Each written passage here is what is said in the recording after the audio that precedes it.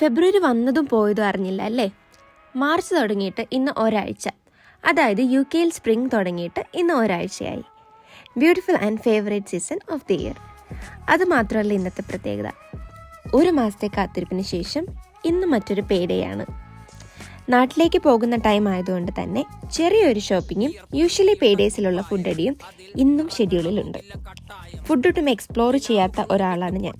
Usually restaurants പോകുമ്പോൾ ഞാൻ select ചെയ്യുന്നത് കേരള റെസ്റ്റോറൻറ്റ്സ് മാത്രമാണ്. ഷോപ്പിംഗ് കഴിഞ്ഞ് ലൂട്ടനിൽ തന്നെയുള്ള തീൻമേശ എന്ന കേരള റെസ്റ്റോറൻറ്റിലാണ് ഇന്ന് ഞങ്ങൾ പോയത്.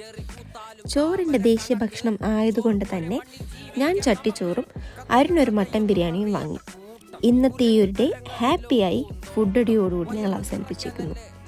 നാളെ വെളുപ്പിന് 3:30 ഫ്ലൈറ്റ് ഉണ്ട് എന്നുള്ളത് മാത്രമാണ് ഏക വിഷമം. അപ്പോൾ നാളെ ഫ്ലൈറ്റിലെ വീഡിയോയുമായിട്ട് വീണ്ടും കാണാം. വീഡിയോ കണ്ടതിന് നന്ദി. വീണ്ടും ഇതുവരെ വരിക. ബൈ.